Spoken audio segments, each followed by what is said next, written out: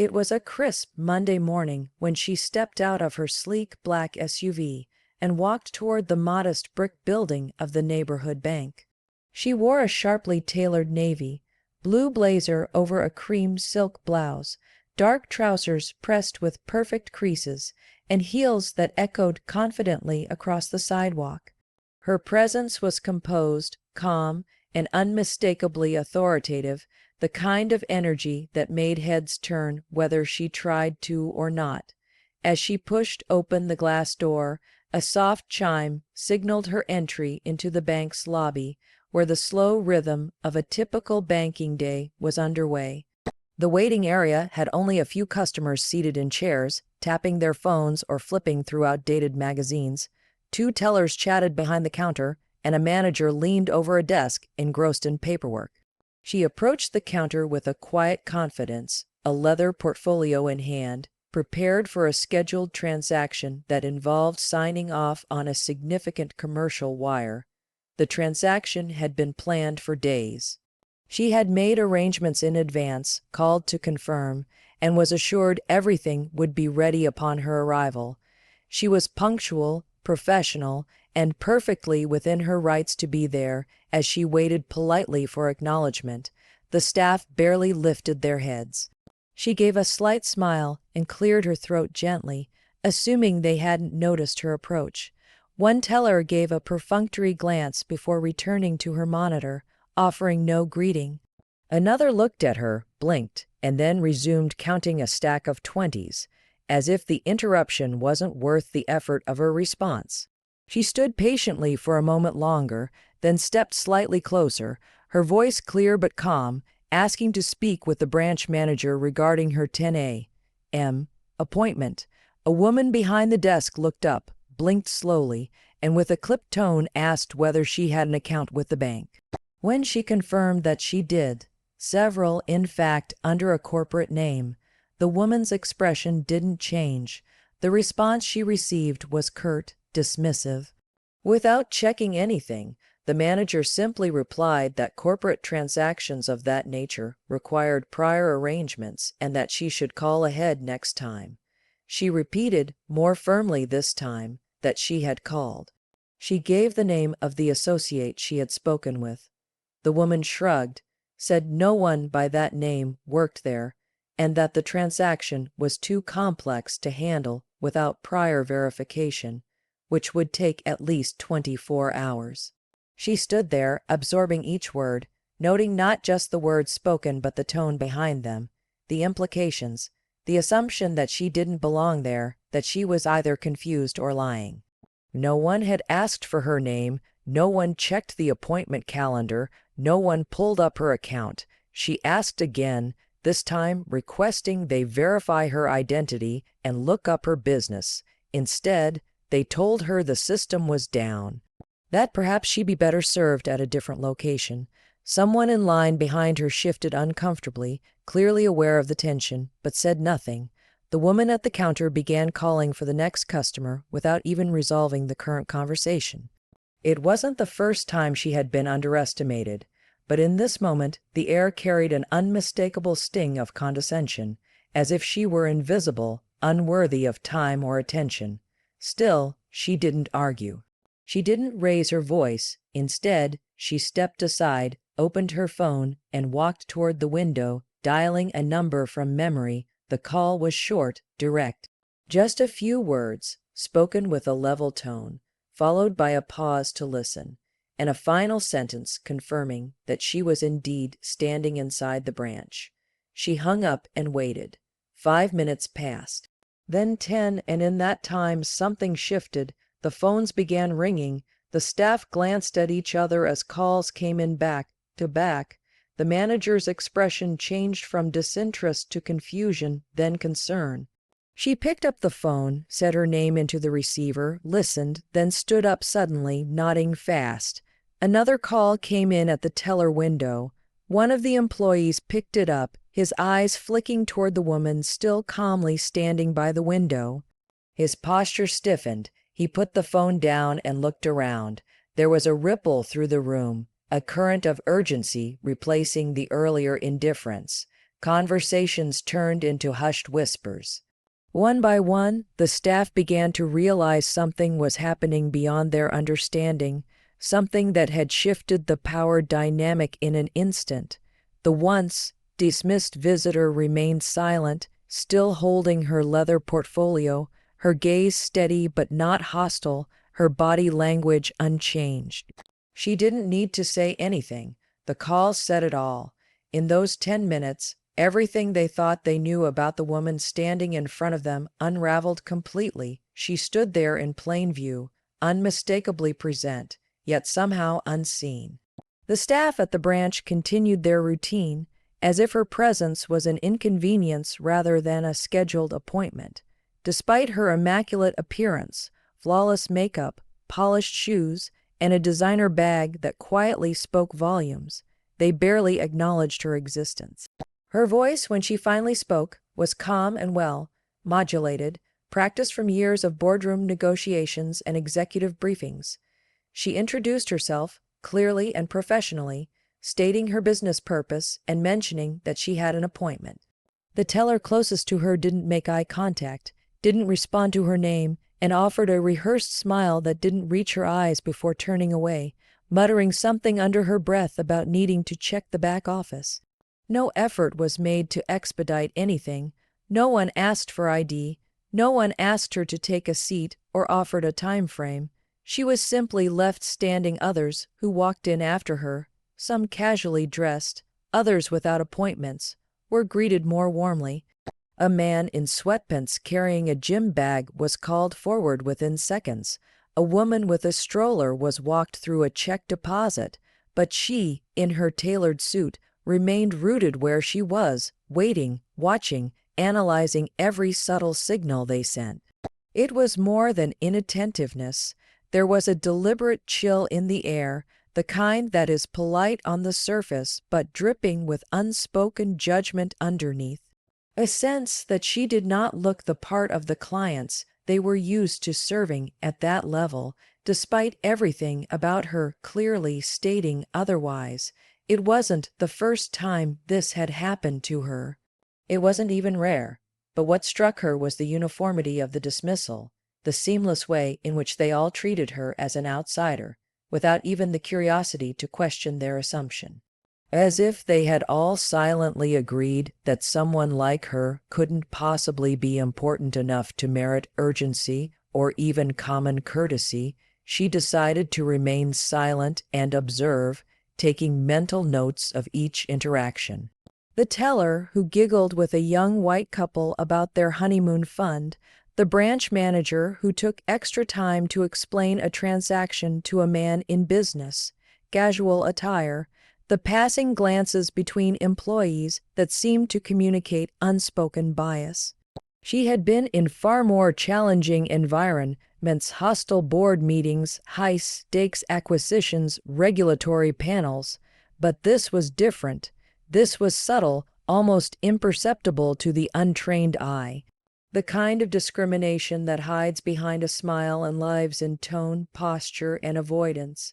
And it was consistent. Not one staff member stepped up to offer assistance, even after watching her stand alone with growing impatience in her eyes. They assumed she was lost. They assumed she was confused. They assumed she was lying. Not a single person considered she might be telling the truth, that her name was on the internal calendar, that she owned the company listed on the account, that she had more money invested in their institution than anyone else in the room. After 10 minutes, the lobby had filled slightly, and yet the same pattern played out. Everyone else was seen, heard, addressed. She was background, invisible in plain sight. Her frustration was measured, not visible, because she had trained herself over the years not to give anyone the satisfaction of a reaction. Her silence wasn't passive, it was strategic. She knew what would happen next because she had already anticipated it. The decision had been made in her mind not at the moment of being dismissed, but the moment she was disrespected without provocation. It wasn't about ego, it was about standards. She had built her empire from nothing, breaking through glass ceilings and outdated perceptions, creating opportunities for others who looked like her. And what happened in that small branch was exactly the kind of environment she had fought to dismantle in every boardroom she entered. It wasn't about being ignored. It was about what the ignoring represented. A culture, a comfort with bias, a system of unspoken hierarchy disguised as customer service. The employees weren't overtly rude, but they didn't have to be. The power of their dismissal was in its casualness, its quiet confidence that no one would call it out, that she wouldn't escalate, that she would walk out the door and accept the erasure as part of her day instead. She waited. She gave them the space to reveal themselves fully, to complete the performance they didn't realize was being documented in real time. And when it became clear they had no intention of doing their job, she didn't argue. She didn't raise her voice. She didn't demand attention. She simply pulled out her phone, looked at the time, and made a call, one they never saw coming. The way they looked at her wasn't overtly hostile, but it was laced with assumptions so ingrained that they didn't even seem aware of them. One of the employees behind the counter gave her a quick glance, scanning her from head to toe, then immediately looked past her as if expecting someone else to speak. She repeated her request to speak with the branch manager, her voice calm but direct. The teller tilted her head slightly, as if trying to place her, and asked in a slow, overly enunciated tone if she was sure she was in the right place. That question lingered in the air like a challenge. The way it was phrased, the tone behind it, wasn't about verifying details. It was about disbelief, as though it was difficult to fathom that someone like her could have business to conduct at that level in that particular location. She kept her expression neutral, resisting the urge to show even a flicker of irritation. She simply responded that yes, she was in the right place, and yes, she had an appointment scheduled and confirmed still. They hesitated. The manager, who had been typing something into her desktop computer without urgency, finally looked up and stood. She walked over, crossed her arms, and without introducing herself asked what exactly the woman was there for. Again, she explained her business, gave the name of the associate she had coordinated with, and referenced the account and transaction. The manager didn't nod or acknowledge any of it. Instead, she asked her to take a seat and said someone would be right with her. The tone suggested skepticism, the kind that wraps itself in formality to appear professional while quietly communicating disbelief. She watched as another customer walked in, a casually dressed man in his 40s, and within moments a teller stood to greet him, smiling warmly and shaking his hand. The man nodded toward her and asked if she was in line. The teller responded quickly, "Oh, no, she's waiting on something else." The look exchanged between them, subtle but real, reinforced the sense that she wasn't one of them, wasn't expected, wasn't welcomed after 15 minutes. She remained unserved, untouched by the usual courtesy extended to other customers. She walked up to the counter again, asked calmly whether her appointment would be honored. This time, the manager gave her a dismissive nod and said that actually, transactions of that nature had to be handled at the downtown branch. When asked why she wasn't informed of that earlier, the manager just shrugged and said it must have been a mix-up, then suggested that she come back another day with additional documentation, though she had already brought everything required. She was holding notarized papers, company documentation, tax IDs, and had even printed the confirmation email just in case. None of it mattered. It was clear by then that the staff had no intention of engaging with her transaction, not because it couldn't be done, but because they had made a judgment the moment she walked in. They had already decided who she was and who she wasn't. The kind of person who belonged. The kind who didn't. She stood there, collecting the moment, observing how no one made eye contact unless forced to. She could feel the judgment in the way they spoke, the hesitation, the roundabout ways they attempted to send her off without being directly confrontational. It was bias wrapped in procedure, prejudice cloaked in red tape. And yet she knew that if she had come in wearing a different face, or walking in with someone in a more acceptable image of authority, they would have scrambled to meet her needs. She had seen it play out too many times before, in too many places where gatekeeping came dressed in business attire. They made no effort to hide their belief that she must be mistaken, or worse, that she must be trying to access something she wasn't entitled to. They didn't say it aloud, but their actions screamed it, the reluctance, the coldness, the subtle suggestion that maybe she should just leave, try somewhere else, somewhere more appropriate. That word hung in her mind, unspoken but obvious. Appropriate, as in appropriate clientele, appropriate appearance, appropriate class. They didn't expect her to challenge it. They expected her to shrink, to doubt herself, to back down and walk away like so many others might have. And it was that expectation that held their confidence in place, allowed them to continue with the facade of professionalism while effectively shutting her out. They didn't recognize her power, didn't understand her reach, didn't imagine that she was anything more than what they assumed. And in their world, that assumption was enough to dictate who got served and who got sidelined. It wasn't about policies. It wasn't about systems being down or documents being missing. It was about perception. About how they chose to read her presence, about the coded language of exclusion they had perfected through years of unchecked behavior. She let them continue, silently counting the moments, mentally recording each word, each expression, each deflection. Not because she was uncertain, but because she had already made her decision about what would happen next. She didn't storm out. She didn't raise her voice or demand to speak to someone higher up. That would have played into exactly what they were already expecting, the stereotype they had quietly applied to her from the moment she walked in. Instead, she stepped away from the counter, her expression unreadable, and walked slowly toward the tall window near the lobby entrance.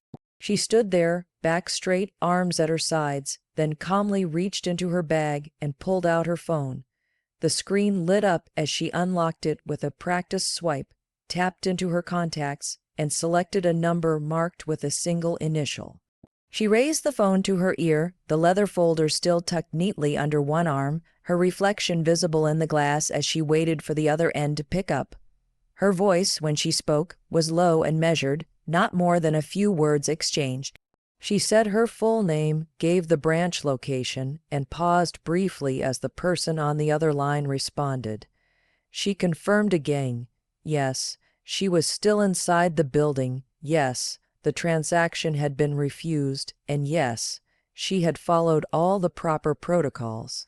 There was no emotion in her tone, no anger, just facts. She ended the call within a minute, not rushing, not concealing it, not hiding what she had just done. She slid the phone back into her bag, straightened her posture, and stood in silence as the usual sounds of the bank, the faint clicking of keyboards, the shuffling of papers, the idle chatter, continued behind her. For a moment, it was as though nothing had changed. The employees continued their routine, unaware that the course of their day had just shifted completely. She didn't need to speak again. She didn't need to make a scene. Her presence, calm and still, carried all the weight that words might have fumbled. A customer walked in, holding a deposit slip, and the teller greeted them cheerfully, unaware of the clock now ticking above all their heads. Another customer exited, thanking the staff, still oblivious.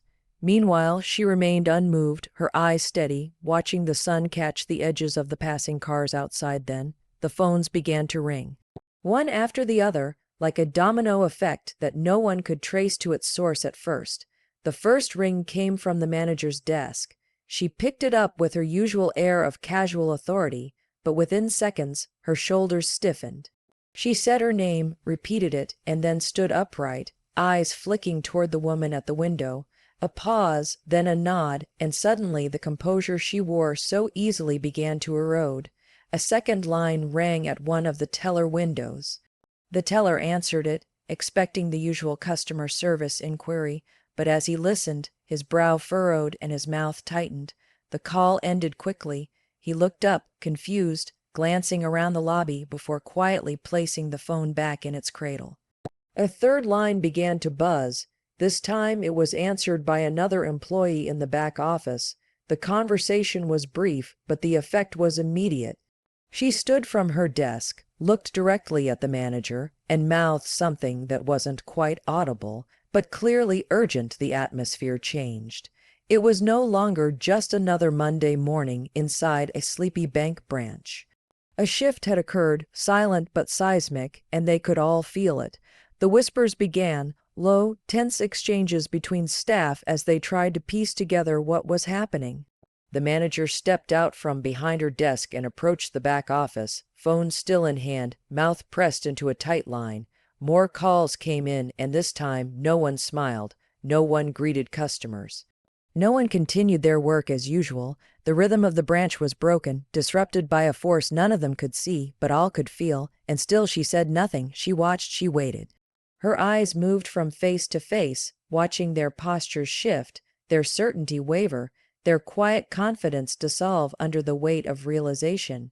It was no longer about a transaction, no longer about a policy or procedure. It was now about accountability and the sudden awareness that their decisions, so carelessly made only moments before, were now under scrutiny from far above their pay grade. She remained exactly where she was, hands folded in front of her, not moving, not reacting. She didn't need to. The silence between the rings, the glances exchanged, the panicked whispers, they all spoke louder than any accusation ever could. And as the branch scrambled to make sense of what was unfolding, as each staff member slowly began to grasp the weight of what they had done, she simply waited, not for vindication, not for apology, but for the final call that would bring what she had already set in motion to its inevitable next step. The manager reappeared from the back office with a phone still pressed to her ear, nodding rapidly now, her face tight with forced professionalism. She said yes, of course, too many times, her voice a register higher than before. Her eyes darted to the woman standing by the window, no longer dismissive, now cautious, trying to calculate something too late. The air in the bank had thickened with unease, as though everyone present sensed something was about to happen, but couldn't name it yet. The customers who had entered during this time were receiving less attention now. Tellers were distracted, fumbling with keys, watching the manager, whispering to each other in clipped tones. One of the junior employees, barely out of training, leaned over and asked what was going on. The senior teller didn't answer, just shook her head and returned to her monitor without doing anything on it. Phones had stopped ringing, but the silence wasn't calm, it was full of pressure, like the moments before a storm breaks. Then the front door opened again. A sharply dressed man in a slate gray suit stepped in, followed by a woman carrying a clipboard. Neither wore a name tag, but their posture alone made it clear they weren't customers. They moved with purpose, eyes scanning the room, landing on the branch manager first, then quickly on the woman by the window. There was no conversation exchanged between them, just the slightest nod of recognition. The clipboard woman walked directly toward the manager's desk, while the man asked in a neutral but firm tone to gather the entire staff in the conference area to the left of the teller stations. The manager stuttered something about meetings being scheduled and not having time, but the man calmly replied that this wouldn't take long. The tone in his voice made it clear that this wasn't a request. The employees, confused and hesitant, began to follow instructions, shuffling slowly toward the back of the branch, whispering, asking each other what this was about. The woman with the clipboard waited near the door as they entered, checking off names without saying a word. The manager was last to go in, clutching her phone like it might save her. She gave one final glance toward the woman still standing in place, but the expression she found there offered no comfort. The man in the suit turned to her, nodded once, and said, "You won't be needing to wait much longer." Then he disappeared into the conference room, shutting the door behind him with a soft click.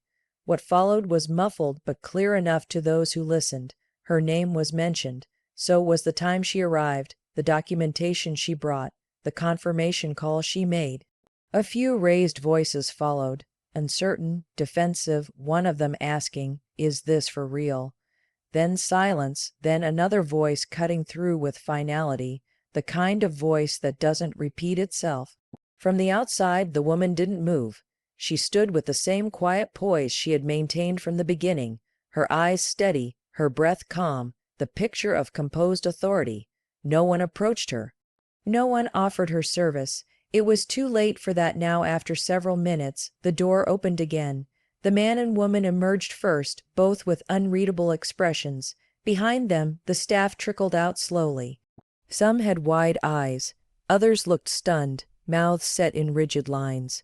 One of the tellers looked like she had been crying. The manager walked out last, her shoulders sagging, her phone still in hand but now lowered to her side. The woman at the window turned slightly to face them, but said nothing. The man approached her again, handed her a small envelope, and nodded. It contained an apology letter, a personal note from the regional office, and confirmation that the transaction she had come to complete would be handled immediately at a different branch of her choosing, with a dedicated account officer assigned to her team. She accepted the envelope wordlessly, slid it into her folder, and turned to leave. She paused at the door, glancing back once, not with anger or triumph, but with the cool observation of someone who had seen systems like this before and dismantled them with precision inside the bank. The staff remained still, each of them now fully aware of who she was, not just a customer, not just a CEO, but the highest-ranking executive of the parent company that had recently acquired the regional banking chain. None of them had seen the merger paperwork. None of them had known that their employment now fell under her leadership. They had judged her in 10 seconds. She had made her decision in less than half that.